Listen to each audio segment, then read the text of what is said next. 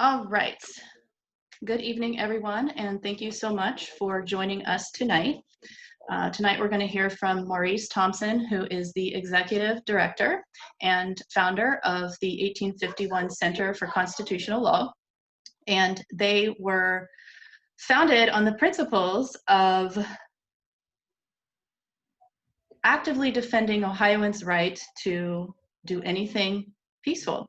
And he's going to speak with us tonight about where our constitutional rights begin and end when it comes to these mask exemptions, and give you guys a little bit of tools to put in your tool belt when coming up against the schools, and maybe even some workplace requirements when it comes to mask wearing.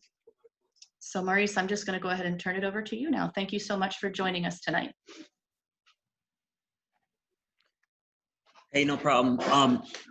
Been messing around with these issues for a while now, so I'm happy to share what thoughts I have with you folks. A lot of you I don't know, so it's good to see new faces. Happy to meet any of you and field any of your questions. So I'll try to be brief so you can ask those questions, because I think that's the most important thing here. First of all, can everybody hear me okay? Volume good? Okay, a couple thumbs up. Good, great. I'm like weirdly dark and grainy on my screen, so hopefully you can all see me okay as well. Michelle gave you a bit of an overview there of what we do. I founded 1851 10 years ago, spun it off from a local think tank called the Buckeye Institute to be a standalone public interest law firm. We're a 501c3, so we're a public charity, and some folks are sometimes frustrated with us not taking every case that comes in. We are a mission-oriented organization, so we're very selective. We're free, we don't charge people, but we're very selective in the cases and the causes that we take on due to limited resources and the ability to advance Ohioans' rights as broadly as possible on important topics as much as possible. So if some of you have experienced that frustration or are wondering why we might not be working on a particular issue at a particular time, there are all kinds of reasons. One sort of general rule that helps me explain this to you and can help you help me as well is think of it like an airplane principle. When I'm working on a new case, I'm like an airplane mechanic building an airplane. And then I also have to fly the airplane to an important destination, and there have to be enough people on that airplane flight to make the flight worthwhile. So I get inquiries all the time from people who are upset, who have been wronged by government, but it would be like a one-way flight to Detroit. Well, Detroit's not really worth flying to, and it's only for one person. So am I going to, spend a month building an airplane to fly one person to Detroit? No, we're trying to fly as many people as possible to better destinations, if at all possible. If it's a really overflowing flight, we might make a flight that's not that big of a, hit. Or if it's an empty flight, but it's a really good location, so a really good cause, a really specific harm, we might build the airplane and make that flight as well. Hopefully that analogy is helpful for some of you to understand kind of where we're at in all this stuff. The work we do certainly applies here. In an ideal world, I'm a big believer in the unenumerated rights in the Ohio Constitution and in the 9th Amendment to the United States Constitution. And in an ideal world, you wouldn't be forced to wear a mask or anything else by government due to the 9th Amendment or what is Section 20 of the Ohio Constitution. This is not an ideal world. It's been wrecked by lawyers along with our Constitution for over 200 years. So we're trying to find workarounds to do the best job we can to keep people as free as possible in pragmatic ways that will actually work, which is also, I think, a really important consideration on this front. So masks. This is a mask in the school setting town hall. I'm not sure what exactly it was labeled, but I'm going to focus on on one particular order tonight. But I want to acknowledge that there are 3 orders, and I'm the guy that gets stuck reading all of these orders. I think I'm probably the only guy in the state that reads all of these orders. The 3 that are potentially applicable to our conversation tonight are first, the July 23rd statewide mask order, which was the first kind of general statewide, everybody has to wear a mask except for these circumstances. A few weeks later, that was followed by the child educational setting order, which is a August 13th order. And that's the one we're gonna be focusing on tonight. But I have to mention also, a week after that, there was a sports-specific order, spectator sports, but also relevant to schooling situations. I wouldn't be surprised if some of you also had questions about that order. But let's focus foremost on the child educational setting order. And if it seems like I'm passing by some framework here, yes, I think these things are unconstitutional. Yes, I think they're a violation of separation of powers. They're impermissibly vague. And there's all kinds of other problems with these orders. I'm aware of that, but I'm trying to get us to a particular landing spot here. So let's come back to those issues later on. So, child educational setting mask order from August. We've got 8 exemptions in it, and I'm going to focus on not all 8, but a few of them, and how you folks can attempt to take advantage of these exceptions, along with, equally importantly, the freedom that you have to exit schools that are not honoring these exemptions with sufficient breadth. Some of you have already run into these issues. You already know this, so I'll move somewhat quickly through them. Exemption A is medical conditions, which can be any medical condition, including a respiratory condition. Exemption C is for students, children who are outdoors, don't have to wear masks. E is for instructional purposes for children. The order says, including, for example, foreign languages. One example we've used is Montessori schools find facial expressions to be very important in their instructional curriculum. But it's interesting that the state thinks that learning French is sufficiently important that you shouldn't have to wear a mask when we're all going to die if we don't wear them, which sort of undermines their argument that masks are absolutely critical to preventing a pandemic that is supposedly very, very harmful. Exemption F is if the educator subjectively deems a mask break to be necessary. And exemption H, perhaps the most vexing of all of them, but the most important of all of them, is an established, sincerely held religious requirement prevents the wearing of masks. So what I think I want to do is give you 10 observations of mine that these exemptions raise, and then some advice based upon these observations. So, top 10 observations. 1, the order designates no process whatsoever for determining whether these exemptions apply. 2, interestingly, exemption F, which is the educator subjectively deems a mask break necessary, is the only one of the exemptions where the school or the teacher is empowered to subjectively decide whether or not the exception applies. Why does that matter? Well, that matters because not the legislature in this case, but our phony legislature, in the mind of Governor DeWine alone, could have written that the school decides subjectively as to all of these exceptions. However, the order only says that the educator decides as to the mask break exception. That suggests through just basic grammar that the other exceptions are not decided solely by the school or a teacher or an administrator at the school, and there's no suggestion either that any Department of Health decides these exemptions. So the other exemptions are absolute: medical, religious, instructional purposes, outdoors, and not within 6 feet, for example.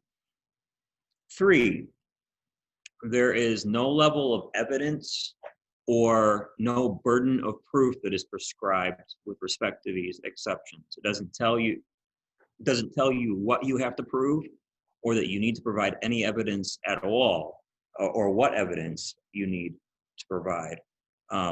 Likewise, 4, there is no opportunity for a hearing, either to determine whether your child is eligible for an exception, or to appeal if your attempt at an exception is later denied.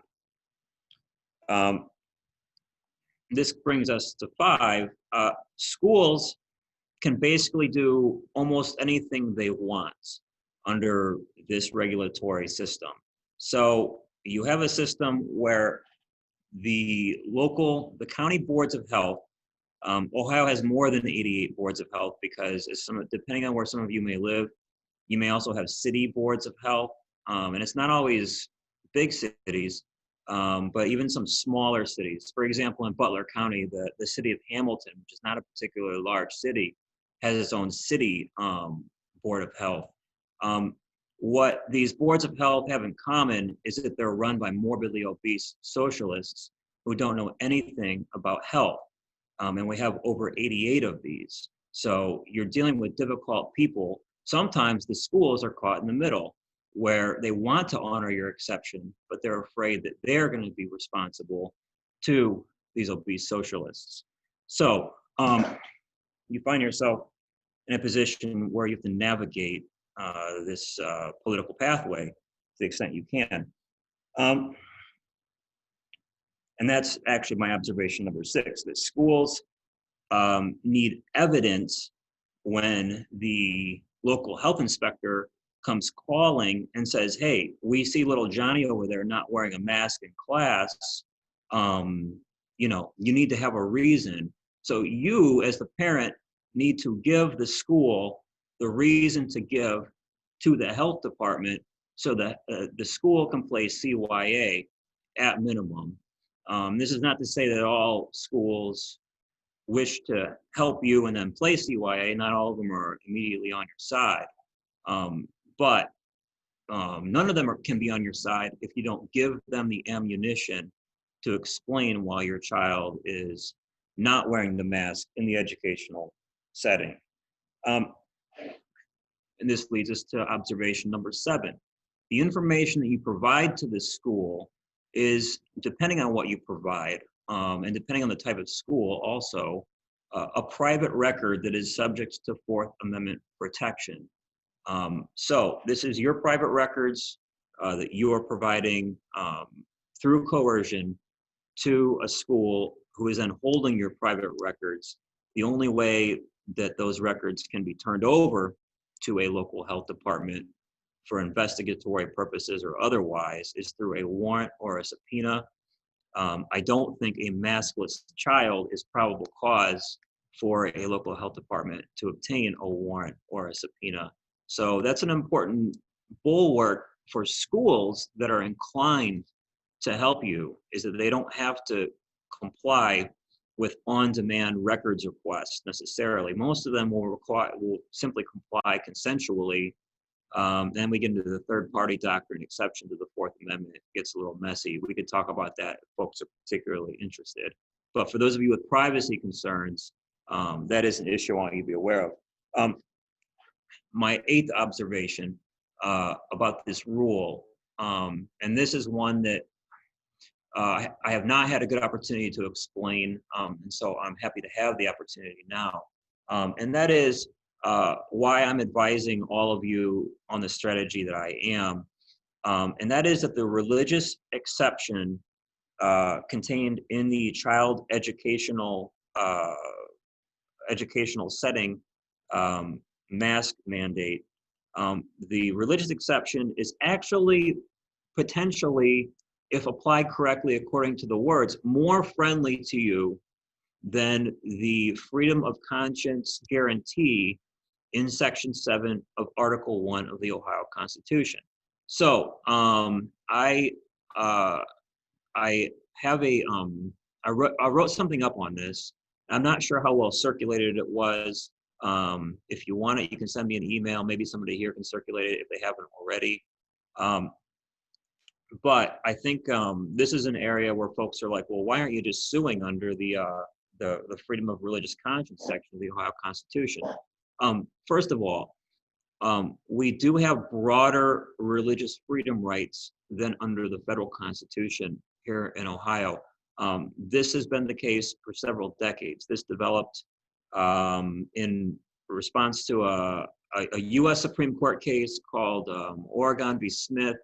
And some of you may have heard of this or read about this. This is about whether a Native American could smoke peyote in his community as part of a religious ceremony, when in fact peyote is basically considered cannabis and banned by the federal government.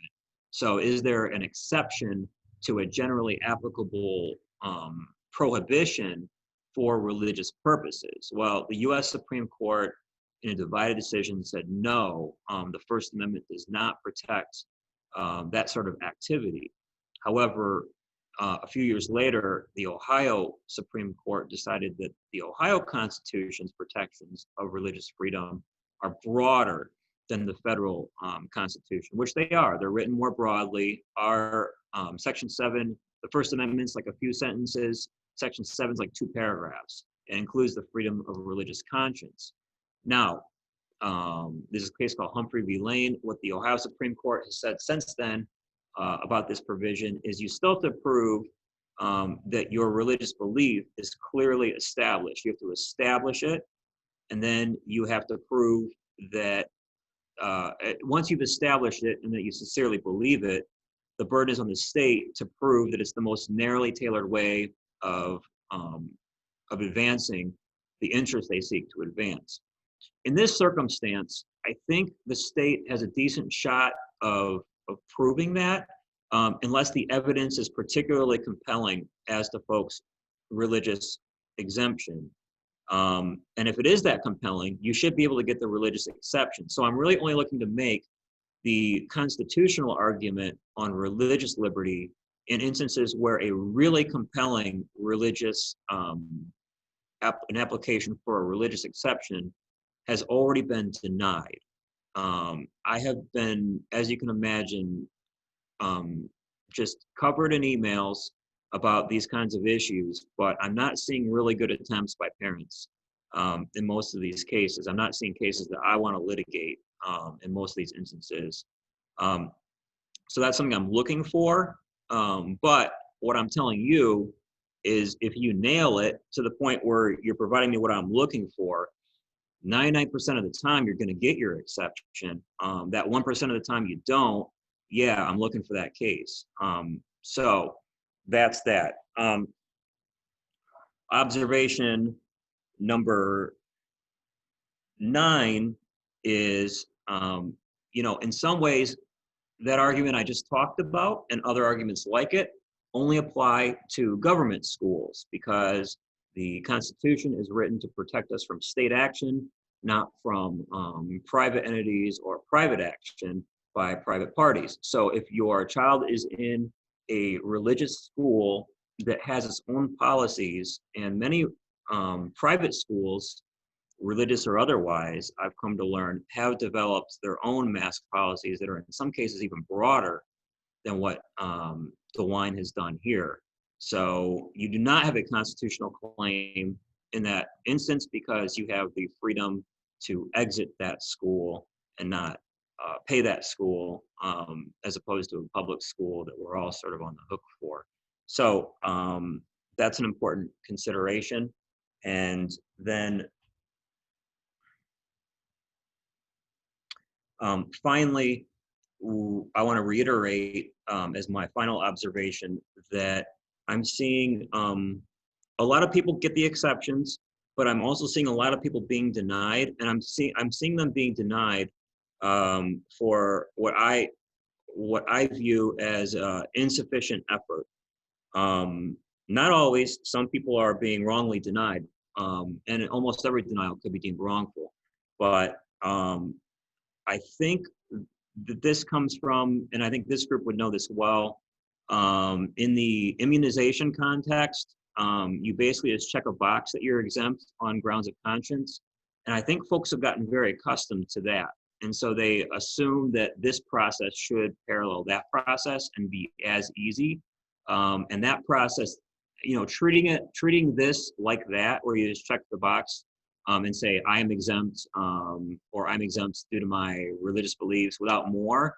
A lot of parents have attempted to do that, and that's not working out. Now, you can certainly make the argument that that should be enough under this haphazard order and the way it fails to have a burden of proof requirement, fails to require evidence, but fails to put on the pedestal of gatekeeper either the school or the health department.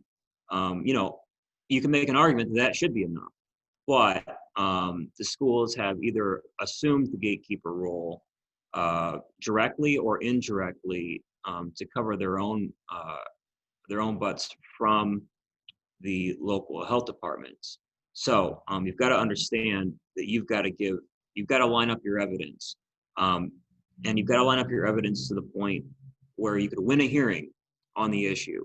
And I think that turns to the advice that I have for you folks on this, which is you've got to produce enough evidence with your application that you could win a procedural due process hearing.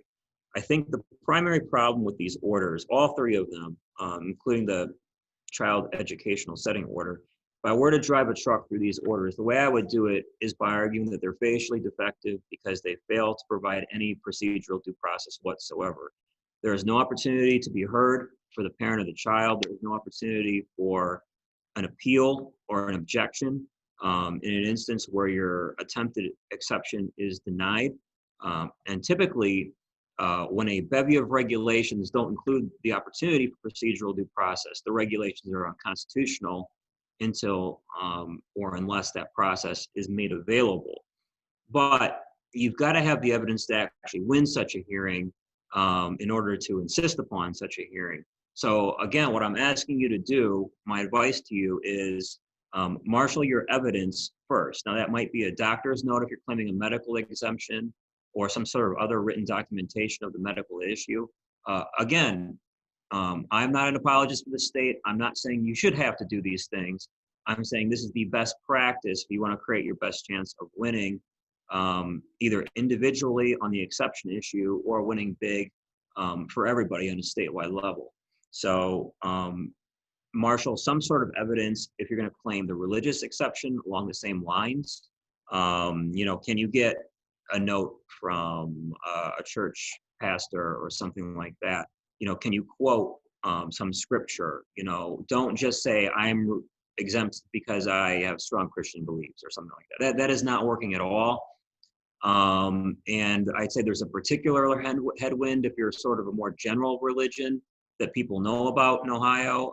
You say, well, I'm a Christian. The Bible says I can't wear a mask. And the person most likely receiving this exception says, well, wait a minute. I was raised Christian and I don't remember seeing anything about that. So there's already a headwind or a bias against you that you need to be aware of. If you can join some Pentecostal church that handles snakes, that's probably better for getting your exception. So consider that. If nothing else works out, maybe one of the legit churches that didn't close down during the shutdowns in April and May. So you're more likely to succeed, I think, on those terms. But think about how you can provide evidence of your exception, because in order to be entitled to a hearing that you could actually win, you're going to need that anyway. And I think that the procedural due process weakness is probably the Achilles heel of these orders, at least on a short-term basis. And then they need to be rewritten, and then we look at more long-term approaches. I think there are other constitutional problems, but I need somebody with legitimate standing. Things like we see with the Putnam County litigation are just not going to work. That's child's play, and this is pretty serious. We need to treat it more seriously. So my second piece of advice is that you do need to exercise your right to exit. This is the advice that you don't want to hear from me. I understand you don't want to hear it from me. I understand it's not popular advice, and you're not excited to hear it. I'm not, preaching down to you with it, but I'm telling you that I'm not eager to help people who won't help themselves. There are people who are, messaging me that their private school denied their attempted exception, and I'm saying, why are you paying these people? You're paying $4, $5, $6, $7, $8,000 a year for your kid to go to this school, and you're just going to fork over that money despite this situation, and then you want me to sue this school that you're paying? Like, handle your own business. So if you're in a place like that, and you really care about these issues, certainly consider leaving that school. And even if you move to a public school, a government school rather, you at least have constitutional rights in play at that point. But I know I'm dealing with lots of schools, kind of behind the scenes, through day-to-day phone conversations and emails. And there are lots of schools that are good on this issue. There is probably at least one school that's good on this issue in every area. If you need help finding one, there are hubs. It might end up inadvertently being me in some cases, because I've fielded a lot of these inquiries from heads of the schools. The Montessori schools are good. A lot of the Christian schools are good. A lot of them are really bad. So it's kind of a crapshoot. If you're in a government school, your kid is. Look, I do empathize. It is wrong that we're kind of funneled into a particular school based on our geography and forced to fund these people who don't do a great job to begin with, even in normal times. So I do empathize, but have you considered homeschooling? Have you considered the lifestyle changes that would allow you to find some sort of alternative schooling arrangement? And maybe this is a catalyst to finding those lifestyle changes. And here again, I will emphasize what I believe is important is living counterculturally and attempting to work with people who share your values first and foremost, and trying to get off of the government reservation whenever you have the chance, even if it is inconvenient for you. I'm a big believer in that, and I think that all of these problems present an opportunity for all of us to do that. So piece of advice number 3 is what I've hinted at a couple times already, is if your attempted exception is denied, you need to demand a hearing, an appeal or a hearing. And if you are told none is available, that's kind of what I'm looking for. If you get a hearing, great, go win it. And maybe I'm probably not the lawyer for you in that instance. It's kind of too small ball. I'd be all over the state on multiple hearings, but I could maybe help you find somebody. And I would love to see the mechanics of how the hearing is conducted. I mean, who decides? Who's the hearing officer? The school board? Who's on the other side? What's the burden of proof? These are all open questions that matter a great deal. These aren't just lawyerly procedural things, because these determine what actually happens to your kids at the end of the day. So demand a hearing. I think you'll get a written response. None is available. That's the written response we're looking for to display a procedural problem in these mask regulations. And I think that's true also if your religious freedom claim is wrongly second-guessed by the school. But at that point, if your religious freedom claim is wrongly second-guessed and you do have good evidence and you don't get a hearing, I think not only do you have a procedural due process claim, but you do have at that point the religious liberty claim under the Ohio Constitution, which is something we're also looking to bring. It can help a lot of people. And then finally, we're all passionate about this issue, and I know your group in particular is focused on these issues. when you're doing this, be aware of shortcuts. Please try to think about and adhere to the observations and advice that I've provided to you, and try to steer around expeditious sounding shortcuts or snake oil salesmen who want your money, lawyers and otherwise. There definitely are opportunists who are looking to profit off of all of this on both sides of the issues. And a lot of these people will take your money or not take your money, and attempt shortcuts that actually create great setbacks for all of us. One of the most challenging things about my field, unfortunately, is that one bad effort can create a precedent that binds all of us. And this is different than almost any other field. If I'm one of 100 flower shops in the city of Columbus, and one flower shop has bad flowers, typically that guy goes out of business and nobody says flowers suck. Well, what they say, when you lose one of these cases, they say, oh, people don't have this right anymore. A court ruled that people don't have this right. So it's almost like I'm selling a specialized kind of flower from Ecuador, and there's one other guy in town who's doing a bunch of advertising, selling these flowers. And as soon as folks walk out of the flower store from the other guy, the flower dies, wilts and it's dead. And so people say, well, this flower sucks. Well, it turns out that flower doesn't suck. You're just not handling it correctly. So we need to be conscientious in handling all of this, because we will bind ourselves. We'll put ourselves into a box by losing ill-conceived cases. And we will put ourselves in a box, not just on these issues, but potentially on greater issues to come. So please stay organized and stay conscientious on this, and try to think about not just your own immediate concerns, but also your own long-run concerns and everybody's long-run concerns as well. I'd be happy to take questions. Jolie, Diane, you have a question. If you want to mute yourself, go ahead. Yes, thank you very much. My question was just in relation to that DeWine and schools and the teachers and staff are not qualified physicians, and yet they're forcing a medical mask intervention. I was just wondering, is this medical malpractice? I don't know.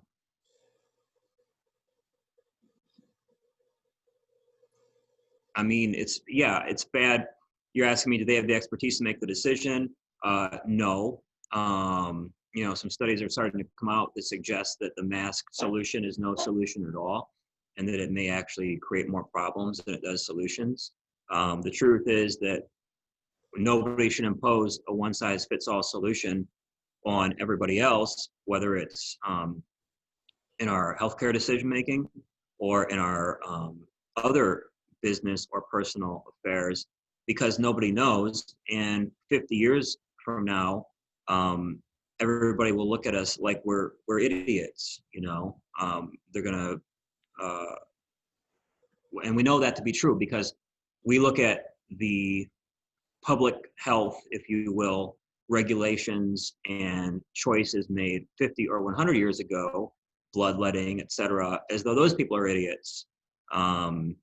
So don't be surprised if lots of people turn out to be really wrong. And it takes a sense of arrogance instead of humility to think that the right decision to make for all 11 million Ohioans, to the point where you're going to forcibly impose that decision and taser and imprison those who do not comply for reasons which you do not understand. Hayek won a Nobel Prize for his work on decentralized economic decision-making, and the idea that the reason that centralized economies fail is because of nobody knows enough to run the system, to be the hub that runs the entire economy or the entire healthcare system for folks from the top down. There's too much localized information. that no one person can possibly know. And the idea, Adam Smith talked about the man of the system. If we could just get the right guy in there, we can make this system, this centralized system, work. And you hear that in election seasons all the time. We just need somebody who can manage this government better. The thing is not meant to be managed. We're not meant to be farmed because we're not cattle. So I agree with your sentiment. Thank you. Yes, I'm just very opposed in terms of we want to wait until the children pass out or worse.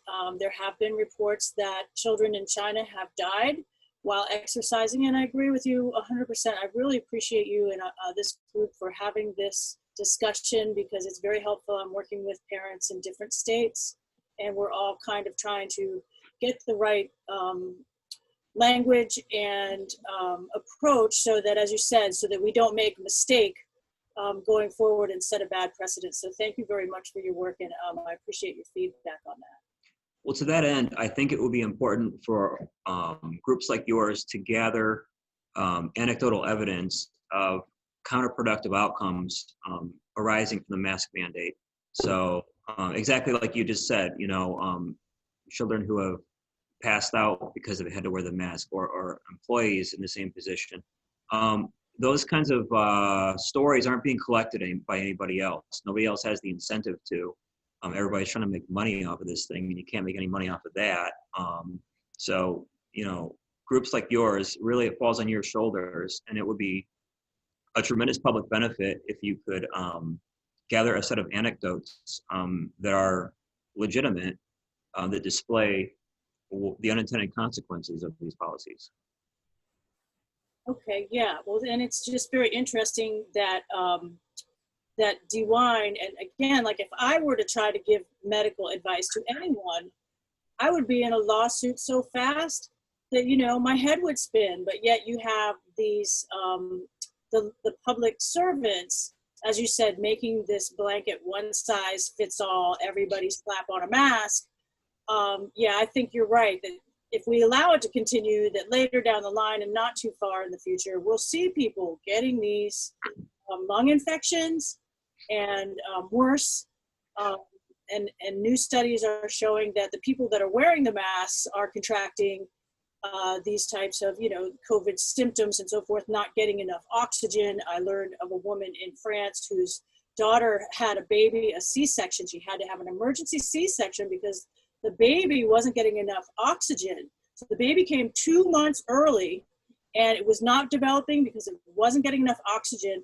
And, we just have a lot of good people and they want to do the right thing. And they're getting told by DeWine or whoever it is, you wear a mask. But we don't know, we do know that you're not getting enough oxygen. So this is something that we know. We're not meeting OSHA standards. So there's just a lot of different things that we're dealing with. And yeah, I will continue to compile, anecdotes, as you're saying. And I was also following the work of a German lawyer who is actually talking about criminal charges. And I'll be happy to send everyone that document that he put together. It's like 30 pages that it's like a template for parents there in Germany. And just equating it to the Guantanamo. They put masks on the prisoners in Guantanamo to make breathing more difficult. So because we don't know history and because we don't know science, I think that I just don't want to see us learn the hard way. I don't want to see our children be the guinea pigs, or anyone, our seniors, anyone, be the guinea pigs, because we have these people practicing medicine without authority and without having, medical expertise. So anyway, yeah, I thank you for that, and I'll keep working on it. Rhetorically, for all of you, since we're all on the same side here, you don't have to know the truth. For example, I think it's important to not make the argument masks are inherently dangerous or they do more harm than good. I don't think you have to win that argument to win the issue. The issue is we don't know. We don't know the exact causes of the pandemic at this point in time. We don't know what causes it to spread. We don't know if it's really particularly dangerous at all over the arc of human history, or even relative to current flus and things like that.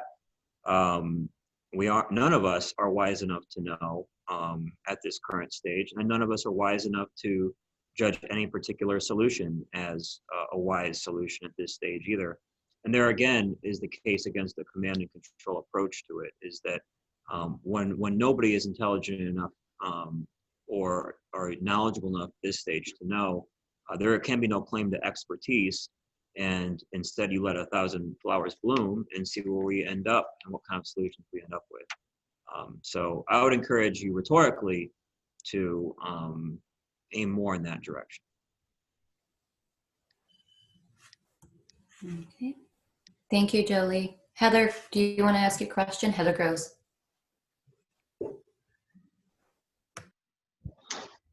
Hey, Maurice, thank you for doing this again. My question was for schools that do honor an exemption, say religious or medical exemption, but they state that in a reasonable accommodation would be a combination of extreme isolation, a child being dismissed to lunch by themselves or the hallways, and plexiglass around their desk and a face shield.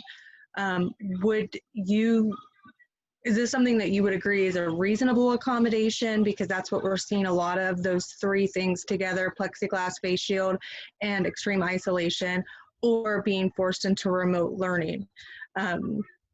Because the order doesn't state that, it's a mask or all of these other things. It's just you are exempt from it, but the schools are saying, well, this is a reasonable accommodation to your request. So my thought was, is that reasonable, or is that an extra burden on these students? Yeah, that's a really good question. Thanks for asking it, because I neglected to mention that, and I have seen that a lot. I actually haven't seen the first two things you mentioned, isolation at the school or plexiglass. Specifically, I've seen the other one where they want to move. They say, we'll grant your exception, and you are now relegated to remote learning rather than in-school learning. Here again, I think the issue is going to be whether the school concedes that that's suboptimal, particularly the remote learning, for example, or the isolated learning. And I think you will find something from the school displaying that. There is a lot of law on due process where the courts have said there's clearly a liberty interest in not being disparately treated in a bad way by a school, and that all the time applies like suspension and expulsion. As you can imagine, there are all kinds of cases going back to World War II about high school kids wearing black armbands and being suspended without a hearing, and things like this. And there are rights, so you do have rights, even though these students are just that. And the way that I would get at those issues is in that way. It is through the right to a hearing, or the lack of an opportunity for a hearing. You can't just summarily tell a kid he has to stay home without an opportunity for a hearing.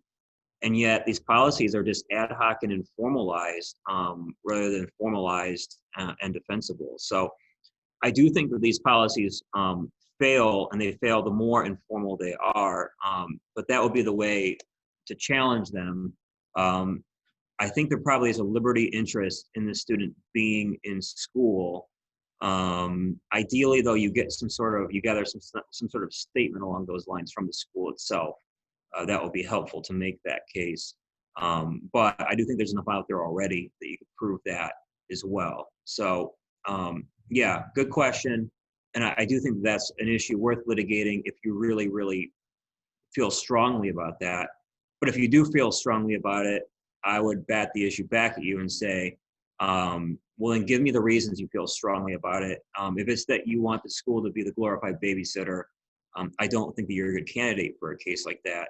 But if you have some reason to believe it's a suboptimal learning situation, and what is that reason? Let's go over those reasons. If they're good enough, they're not just screaming at the moon. We can write some things down. There's analytical reasons for it. I think the case can be made.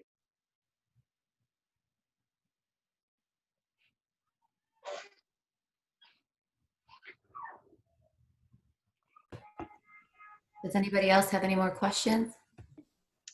We do have some questions that came in. Can you guys hear me? Can you hear me? Can you Yeah. guys? Okay, sorry. We did have some questions that came in through the website, and these are actually exactly what you were speaking to, Maurice, about the various exemptions being denied after presenting a reasonable case. So the first one says, I spoke at our local school board meeting on the issue of religious exemptions. Around 5 families sent in the required documents the school was requiring for a religious exemption. So they sent in a pastor's signature, how long they have attended their church, their doctrine to support their beliefs against wearing masks. These were sent individually, and we all received denial letters via email. My question to ask, which I asked the school board and did not receive an answer, is who has the authority to reject our religious exemptions? The local school boards, local county health commissioners, who is making these decisions to reject my religious exemption? Yeah, the order doesn't specify who is empowered to reject, which I think is helps make a powerful case. So I would like to see those. I've advised a bunch of folks who have got them granted. So I would like to see them. I like to know what county they're in, for example, if it's a state-based claim instead of a federal claim. So I would be willing to look at those, particularly if they are identical, see if I think they were sufficient. But no, the answer is the way the order is written, nobody has the authority to review. However, there has to be some power to review at some point if you're cruising for the exception, because it does have to be sincerely held, it does have to be established, it does have to be religious, has to be a requirement. And so if the letter establishes those 4 things through evidence, an affidavit or other evidence attached, and the school's response is no, we don't find you credible, for example, or we think otherwise, well, then they have to provide that evidence.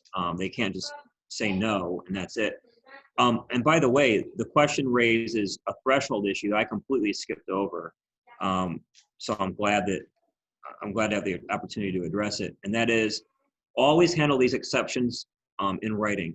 And in fact, folks, any conversation you have with any local government about any issue, always handle it in writing. Get into email as soon as possible. Get out of live conversation and phone conversation. Scoundrels always want to lurk in the shadows.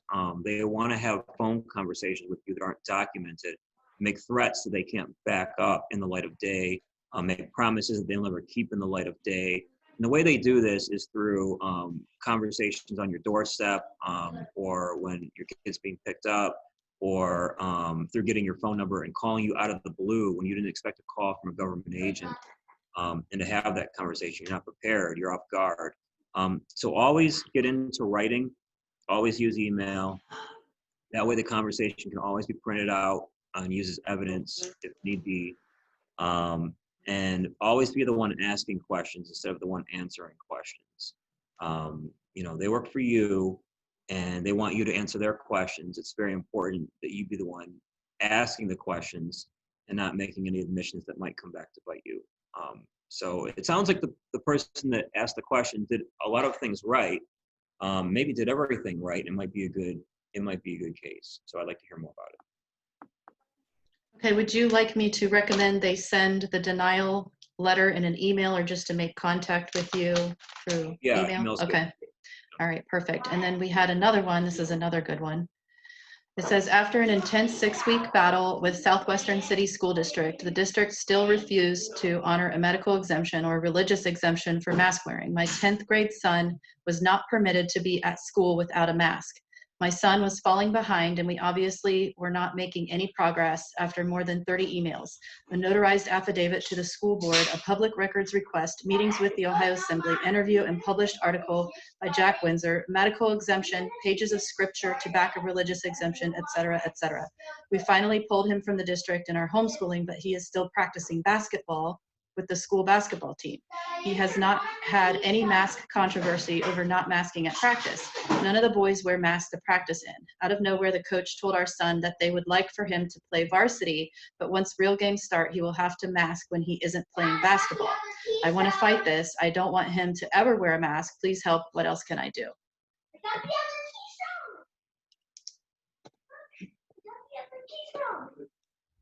It's a long question. I don't know. I don't know because I don't feel ever competent to speak on the government employee told me this. So the end of all of that was a question. The coach said he wants this. I don't know what the coach said. Probably she doesn't know what the coach said because it's secondhand from a 10th grader. I need to see it in writing. And that is the policy. Once the government puts it in policy, or in writing, that is their policy. And I can look at what's in writing and see if it's attackable or not. Until that point, I'm just punching the wind. So get it in writing.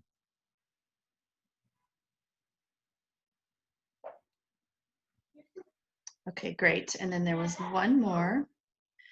And it said, the question is, were the exemptions put in place to avoid discrimination lawsuits? Why are attorneys advising clients to deny them? Why are attorneys advising a clients to not bring those cases? Is that what is meant by that? Do you know? That's all they said. It sounds like the basis of the question is, did DeWine write exemptions into the order so that they could avoid any discriminatory lawsuits by saying that there are exemptions, but then maybe the attorneys aren't taking cases and people are feeling like, they are being discriminated against because, these other entities are not acknowledging or accepting the exemption. Yeah. So there are 3 possible bases for discrimination claims on these sorts of matters. 1 is the American with Disabilities Act. 2 is the Ohio Civil Rights Act through the Ohio Civil Rights Commission. And 3 is a religious liberty claim. We discussed the final one, the third one, pretty exhaustively tonight. The first 2, ADA, I think you have some idiosyncrasies about whether it applies in this context to state schooling. I think that aside from that issue, you have the idiosyncrasy of the folks who do ADA litigation do have an incentive to do a lot of it if it can be successful because they make attorney's fees on it. So it's under Title VII of federal law, and there's an attorney's fee shifting provision. So you would never have to pay one of these attorneys. It's basically a contingency fee, and they get the government to pay all their fees. So if these are viable claims, on the one hand, they do have the incentive to bring these cases. So what the market is telling me is that these are not viable claims under the ADA, which is why you're not seeing these cases.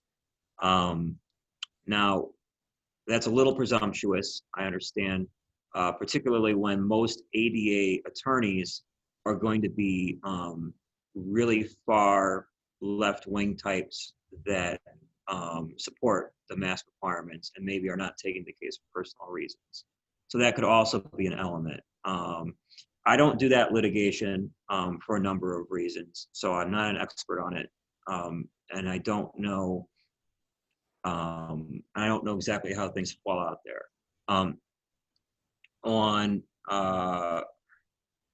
On the Civil Rights Commission issues, somebody brought that up in a prior call that I did with your group, and it was a smart point. There is indeed a state provision in Revised Code 4112 that prohibits discrimination on the basis of disability in certain places, areas of public accommodation. I think schools would apply, would be included as areas of public accommodation. However, the Ohio law, and I looked at it because of the question brought up last time. I didn't consider it. I thought maybe I must have missed something. But what 4112 says is that, in fact, there can be generally applicable laws. And if those, impinge upon a disability, so be it. You just can't have laws that, so in other words, what they try to do is get rid of the disparate impact claims where there's a disparate impact on somebody with asthma, for example. You have to basically be targeting somebody with asthma for there to be a viable disability claim under the Ohio Civil Rights Act. So I don't think there are great disability claims here or discrimination claims. I think the religious liberty claim could work in the right case.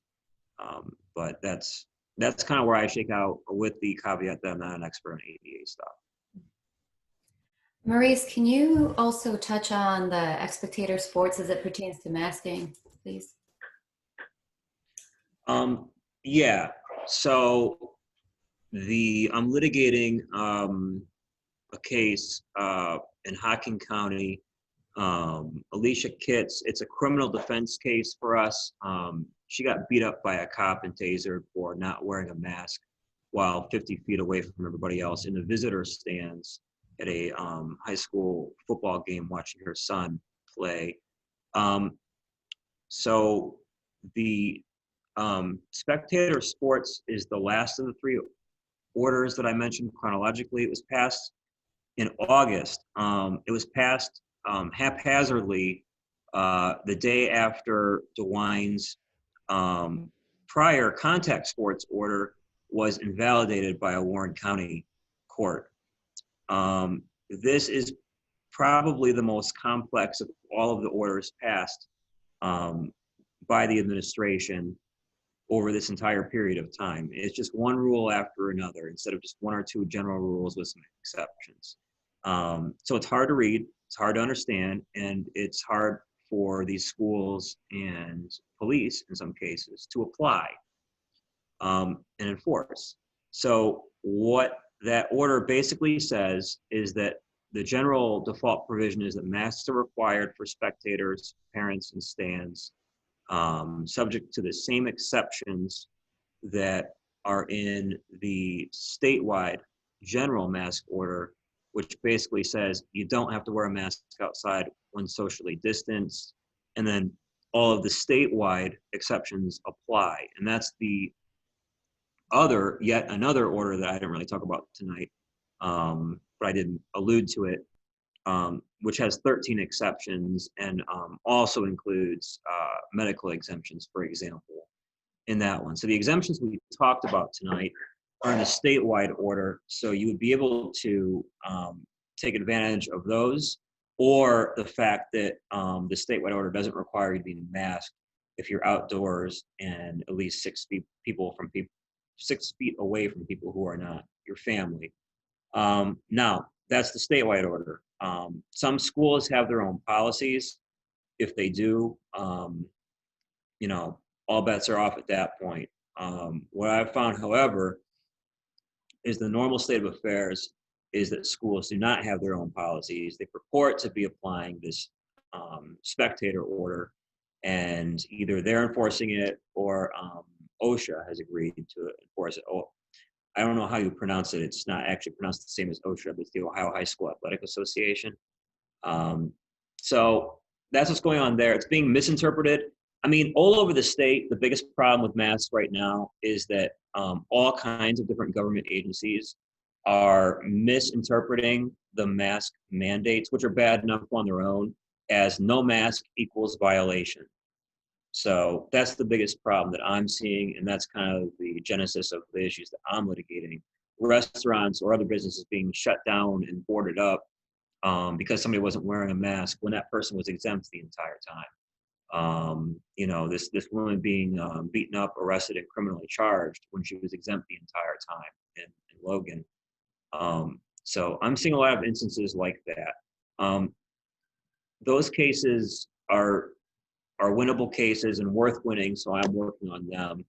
We saw the same situation in 2009 when the state smoking ban was new, and bars were being cited $5,000 when somebody lit up a cigarette in the back corner of a huge bar without the owner even knowing about it. I made a good precedent in the 10th district back in '09 on that issue. That basically strict liability doesn't work in this context. You know, a mere presence of a lit cigarette isn't a way to find somebody. You need more evidence, and the same is true in this context. There's just no precedent on it yet. Working on that primarily through the Cattleman's case in Ashland County.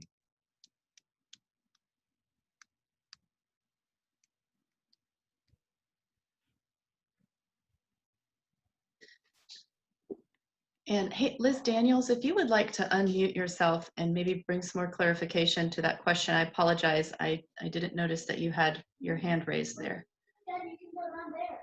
That's okay, thank you. Yes, that was my question because I brought a letter for a religious exemption for my children at our school district at our board meeting in September, and I was denied. I was given a verbal denial from our superintendent, and I posed a lot of questions to him that he could not answer. And then he gave me I requested him to email me a written denial. There were no reasons given in his denial. So listening to you, I have done everything, not only myself, but my friend Becky is on here too. And she has sought those exemptions for her children as well. And we have done everything that you have laid out. The only thing that I have not done is demand a appeal or a hearing as to why we were denied. But one of the things that the superintendent told me was that in our phone conversation was that the school's attorney had advised against giving out any exemptions. And that's what we're coming up against here in Claremont County. And I asked our superintendent, do we have any exemptions that are that have been given to kids in our school? And he said, yes, we have some exemptions that have been granted children that are on IEPs. And I said, well, what's everybody else doing? He said, they're remote learning. And I said, okay, well, that defeats the purpose of having an exemption at all, because we're all exempt when we're at home. So you're forcing kids into remote learning that have medical issues that you won't accept their exemptions, but you'll accept kids who have IEPs and that have to be, helped out at school every day. But anyways, besides that, oh my gosh, where was I going with that? They're being advised by their attorneys. I have talked to the Ohio Department of Health about this. They told me there's no reason why we should have been denied, that I should contact our local health department. And when I contacted them, they put it all back on the school. And then the school puts it all back on the health department. So it's just this back and forth of he said, she said, and it's getting very frustrating. And in our school district, we actually signed a COVID waiver, releasing the school of all responsibility and liability if our children contract or whatever that is, if they get COVID, if they come up with COVID. So I'm just really confused as to why exemptions are not being given out. Yeah, I mean, it sounds like you've got a really rogue school district in a pretty good county, Claremont County, where that would be easy to take care of. So I like to see the paper trail. I do think that you'd want to demand a hearing. And I do think some of the stuff you're giving me, unfortunately, was not in writing. Some of the things that you seem most reliant on were through conversations that will be denied Right. later. So Right, and I do firm that up, I do have several emails back and forth between myself and the superintendent, and I have emails between myself and the Claremont County Health Director as well. So yeah, I'd be interested. I think there are lots of people in Claremont County that would be interested, and that's a pretty decent case to litigate the issue, depending on the penalty. So I'd want to see, again, is the penalty for getting the exemption just being, is just remote learning? And do you have a strong case to make about that, not that being suboptimal? Right. But, especially if the school's policies, we're not honoring any of the exceptions, no matter what. So some of them are saying we're not honoring the exceptions. Some are saying we're honoring the exceptions by remote learning that child. But that's not honoring it, though. Yeah, but they mean, you see what I'm saying? They're using different language, but the result is the same. Right. So I need to understand which is going on a little bit better as well.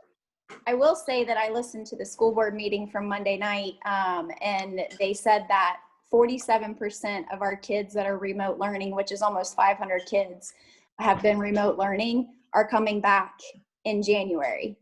So that to me says that remote learning is not working for these kids, and they're willing to mask up and come back to school in January. So, and the school claims that remote learning is just like being in school. Well, it's not. You don't have all of the same resources as a kid who is in a classroom every single day in front of a teacher, And my other thing too is, I asked the superintendent and I asked the health department commissioner, I said, if somebody has an exemption on file in the school, how can the school get in trouble for that? Well, they can't. That's right. Right? Yeah, that's right. Okay. I'm frustrated with the back and forth and with, like I said, the he said, she said stuff constantly. Yeah, it sounds like you're at the point where, you would demand the opportunity. It may even have gone on too long ago, but you might want to demand the opportunity to either appeal or object and have a hearing. And if they say, no, you can't have one, I'd be also very interested in that fact. So yeah. And there are instances, to be sure, I didn't mean to imply otherwise, where somebody has done everything basically correctly here, or at least more or less correctly, and they're just being screwed over. That is happening. So I don't mean to imply otherwise. I was just letting you know that myself and then my friend Becky, we have gone through pretty much all the proper channels of trying to do everything, the right way. So I blame Becky. I think she's probably trying to stab you in the back when you're not watching. Yeah, right. Have you considered that she's undermining you?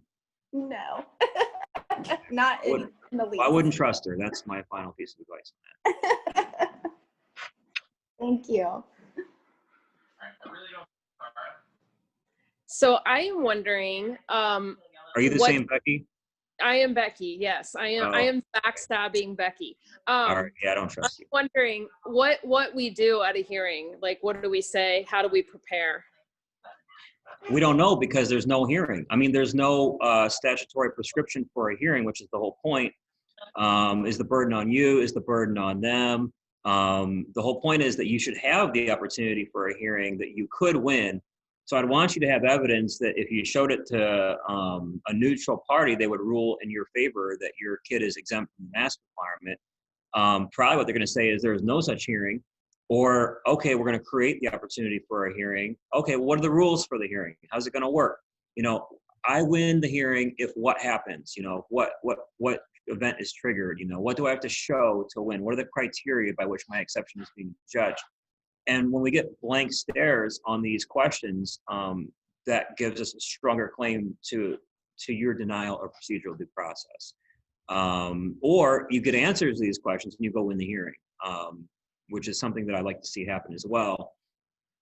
But I would love to be part of that process and that dialogue and see what the schools are saying in response to these inquiries. These inquiries haven't really been being made. And these, by the way, these inquiries are also how you litigate these issues in the right counties instead of getting removed to Franklin County.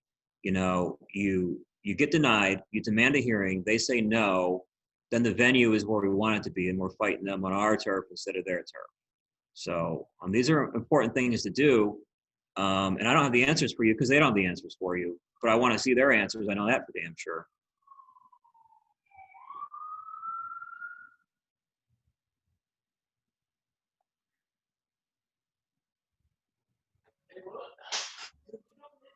Okay, Maurice, thank you so much. We really appreciate your knowledge and your insight and all of this, and your willingness to help and to be available for people's questions and to do these mass town halls. It looks like we have one more question. Do you still have some time? Would you like to do one more? Yeah. Okay, Yeah. Jose Okendo, you can unmute if you'd like to ask your question. Sure. Can you hear me okay? Yes. All right. I am as fed up as everybody else with this mask thing. I try communicating in good faith with the higher officials in the school, and I kept everything in writing. We went back and forth for a while, and they eventually stopped just replying to my inquiries. So I have no choice. I have to send my daughter to school. But I understand that there's no, in the mandate does not specify, what specifications are needed for these masks, right? So I was just wondering if my daughter goes to school with a certain type of mask and she gets denied the use of that mask, do I have a case? And I don't, Yeah, it's a good question. So I would advise some sort of really offensive mask that meets the requirements. Some guy in LA was wearing a KKK mask, like at the grocery store, which technically complies with the governor's edicts out there. There actually is a definition in one of these orders. Maybe it's in this one. Let's see if it's in here. So here's what it says. A facial, this is actually in the statewide mask order, and I assume that it applies to all of them. A facial covering is any material covering an individual's nose, mouth, and chin. That's a little bit ambiguous, but it means any material covering it. Covering it how is an interesting question. So, for example, these visors that you see some people wearing, I'm not sure that these visors are compliant with the mask requirement, which means to me, if you're exempt from the mask mandate, wearing a visor doesn't solve that because a visor is not a mask, unless they're saying anything in front of your face is material covering an individual's nose, mouth, and chin. That's the only guidance we have on what constitutes a mask, is that one line.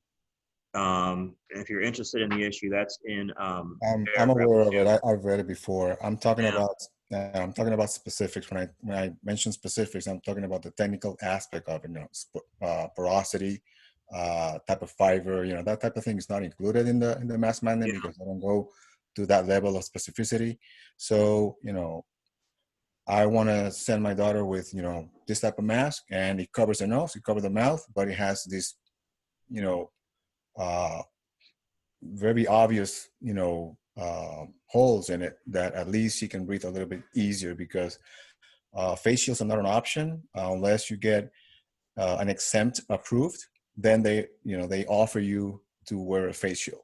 So they just don't want students to be, without any face covering at all in school. Otherwise, they send, they're telling you that they can provide, in-house learning or remote learning, whatever they call it. So I was just wondering, because that's it. I mean, that's literally all there is it covers an individual's nose, mouth, and chin. I mean, what covers means, they're all porous. I mean, every one of these masks is porous in some respect, right? So who's to say what size holes are appropriate and what aren't? Well, the order technically say. speaking, none of them do anything. The porosity, the virus is much smaller. I can go into details of that, but I'm not going to. But I'm just trying to get the best situation out of a very seemingly impossible situation. Mosquito netting it is. They're just very set in not approving any exemption. In school that my daughter attends, they have a form that they develop. The form is really one-sided. It's very it basically coerce the parents into allow schools medical information on the student, all kinds of stuff that they try to pull, that is just extremely wrong. But just trying to see if I have anything there. when it comes to the mask itself. Yeah, I think it's the same kind of issue. If your argument is that it covers, and that's the route you want to go, Yeah. I think, it's pretty ambiguous what it means Yeah. to cover, and it sounds like you've got an idea that it does. Yeah. You may well be right. And there again, are they just going to deny you, get it in writing, or get their reasoning in writing? Again, ask for a hearing, see what they have to say about it. I think it's a legitimate issue. Yeah, I think the superintendent is sick of reading my emails by now, so. In an ideal world, for what it's worth for any of you, well, it's not an ideal world, but this is an ideal scenario in this non-ideal world. You really should only have you should only have 4 emails in an ideal exchange. 1, here's why I'm exempt, here's all of my evidence. 2, if they deny you, they say your exemption is denied. 3, you say, okay, I want to object, I want to appeal, I want a hearing. And 4, they say, okay, here's how the hearing is going to work and when it is, or it's not available. And that's kind of the dialogue I'm looking for. Frankly, when it gets to be 18, 25 emails, everybody has had problematic things and inconsistent things that create a shady record at that point. So if you know people that are interested in litigating this, simplification is key. As few facts as possible is ideal. So that's kind of, I'm looking for something at a very non-abstract level.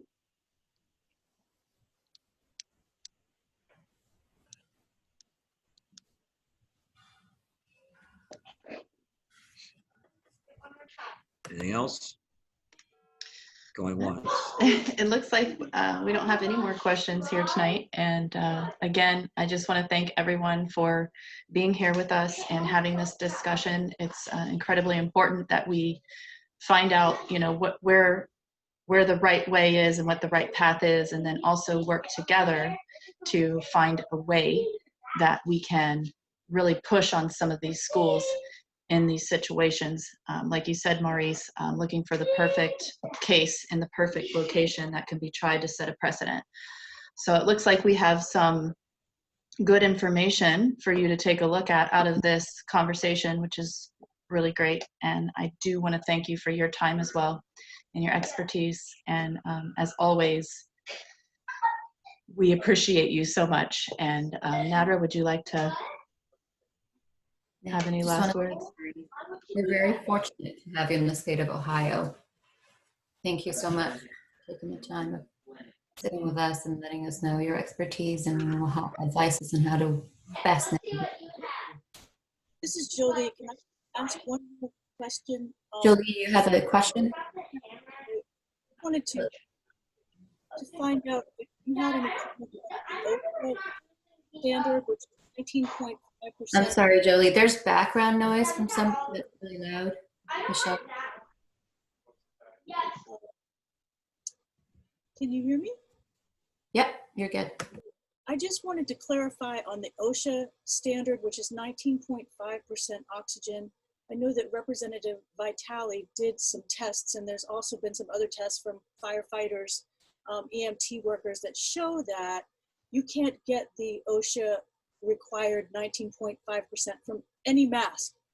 So I just wanted to get your commentary. That is the science of it, and I wanted to see if that's been explored at all. I did Not by me. OSHA sucks, and so I don't want to use their regulations as a weapon. Okay. So not by me, but maybe by somebody else. Okay. Why does OSHA suck? So I grew up on a farm, and from the time I was 4 years old, I remember my dad trying to grease all the zerks on the combine and just cursing OSHA, damn OSHA regulations every time he had to do so, because everything had to be put in certain safety places, and all these belts on all of our equipment had to be arranged in a certain way that made it basically impossible to work on for the average person, for example. Not to mention, there's stormtroopers descend upon Ohio businesses on a regular basis. and do just horrific top to bottom generic inspections of every ounce of the business for any potential OSHA violation, and often impose citations. So I'm just not a fan, and I would rather use freedom as a weapon and the Constitution as a weapon than overreaching federal regulations. Gotcha. Okay. Well, thank you so much. One last thing I would like to point out, and thank you, Lindsay, for bringing it up as well. If anybody's interested in donating, it's ohioconstitution.org/donate, because you guys are a nonprofit and we're very grateful for what you do. So that's something to put out there for you guys. Appreciate it. Thank you, Maurice. You all have a good night. Thanks for joining. Take care. Yeah. Good night.